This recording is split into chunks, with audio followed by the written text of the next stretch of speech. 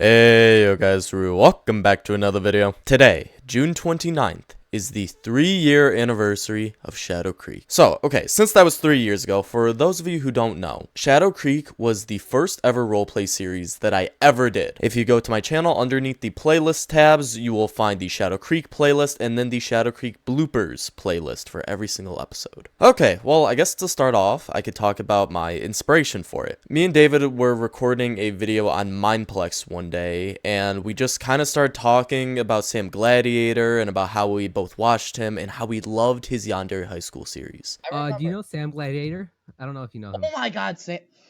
Me and Lazo loved his videos. To this day, it is the best Minecraft series that is out there, 100%. So, ever since that day, I just kind of started brainstorming and I wrote a script. Originally, it was going to be called The Mystery of Shadow Creek. The basic plot was going to be, there's this kid named Javi and he's the new kid at school, and basically he has like this group of friends that he makes and they try to figure out the mystery of this abandoned mansion in town. Now, okay, why did that get scrapped? Well, basically, we ran into a lot of map issues because skins for some reason were not rendering on my computer. So that meant that we had to record it on 1.12. So the map with the big mansion, yeah, that could not be used because it was in 1.14. But I am so glad that we looked at that 1.14 map, because if we didn't, then we would have never found Tomo Sushi and a mansion which had the name Donako on it. Now, of course, I took inspiration from these two things and made the characters Tomo and Mr. Donago. Now, here's some behind the scenes information about when we recorded everything. Robin was originally supposed to be Mr. Donago, but if you've ever heard Robin's voice before, Do your job. you'd know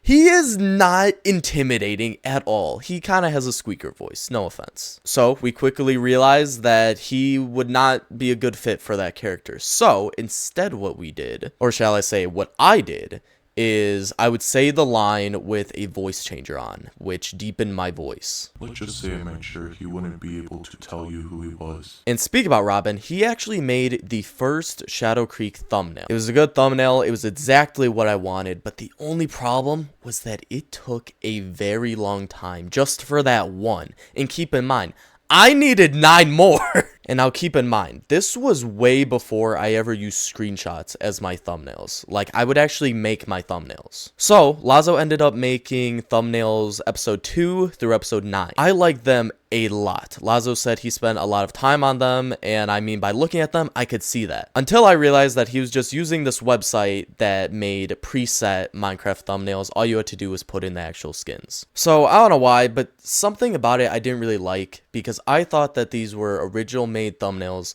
but truthfully, they were just something that could be made by anybody. So, that brings us to episode 10. I spent so much time on that thumbnail, because keep in mind, I was doing stuff I've never done before. Like, I was putting in skins, I was changing filters and stuff, I was doing like the matching thing to the background. I don't even know what I did. So I used that thumbnail for episode 10 and then the movie. That was the first ever like legit thumbnail that I made. And even to this day, you could see that I kept that same sort of style of putting the characters in a line, like for Nomad videos, for character videos, and just a bunch of other videos. Anyways, okay, so back to the actual videos. In the first episode, Mrs. W was not supposed to look like that at all. But as I mentioned before, I was having this skin issue where the skins just would not render, some of them. So basically, the girl skin that I originally picked out wasn't rendering, and instead, the Yandere pack that we were using just made her look like Senpai. In episode 3, there was a scene where Tomo is inside of Mr. Wong's class. Dane Blazer voiced both of those characters.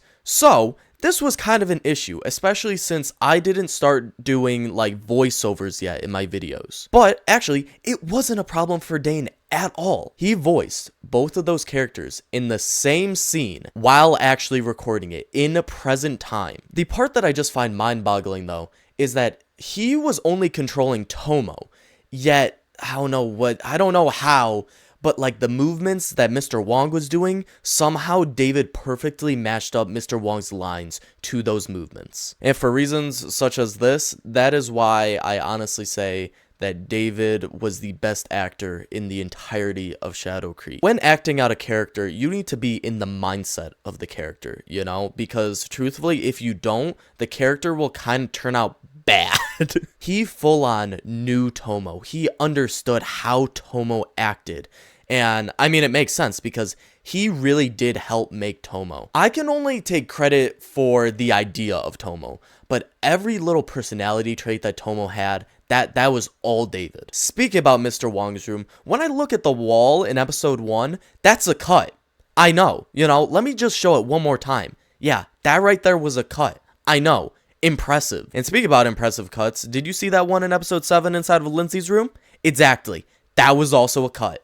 I'm the best editor. Okay, so DS Dexterity build, maybe better known as Robert. You all know his skin. It was in the Great Nomad War. But something about it just looks a little bit familiar.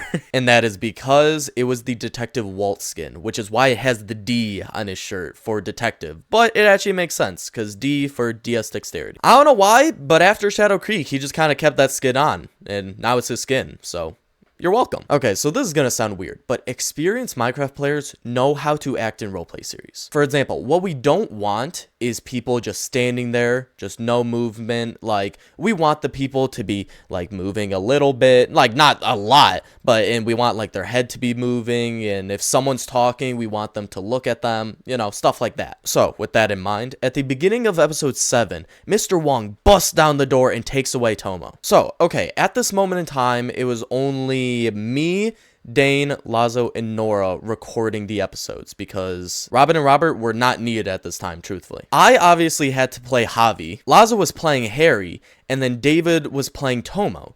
So that would have left Nora playing Mr. Wong. But the thing is, I knew that she wasn't an experienced Minecraft player, so with all that action and stuff, I just thought that something was gonna go wrong. So this is how we ended up doing it. Lazo played Mr. Wong while Nora played Harry, which made for a very funny blooper scene where I am asking Harry for a phone, but Lazo doesn't know what's inside of Nora's inventory. Hey, can I have yours? I think I lost mine too. Okay.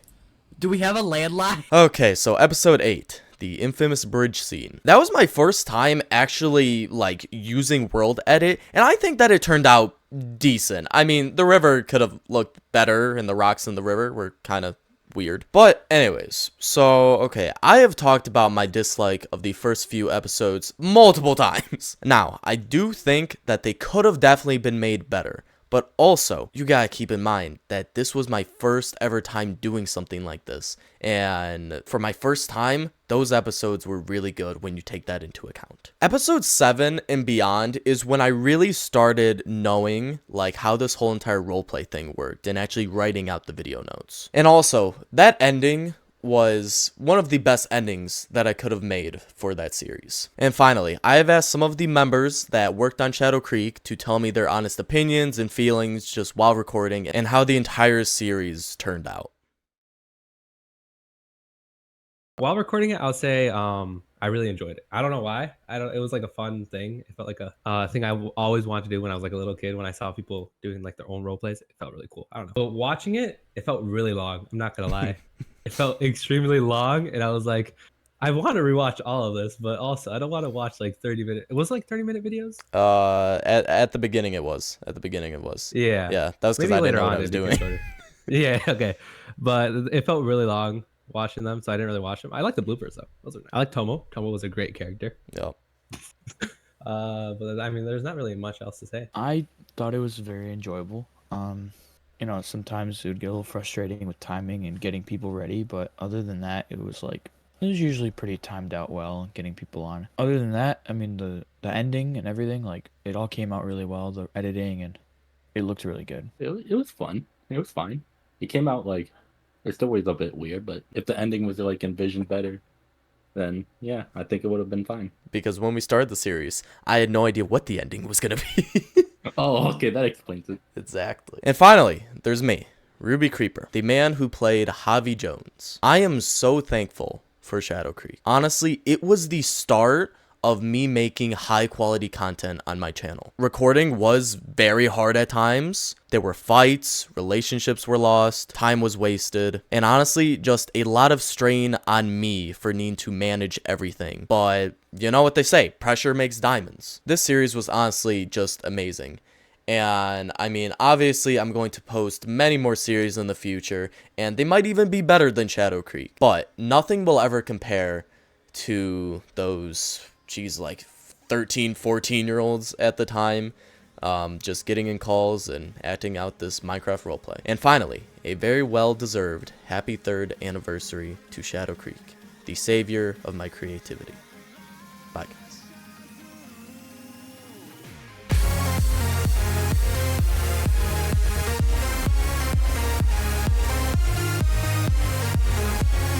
And also, for the record, I am so glad that I killed Lindsay off.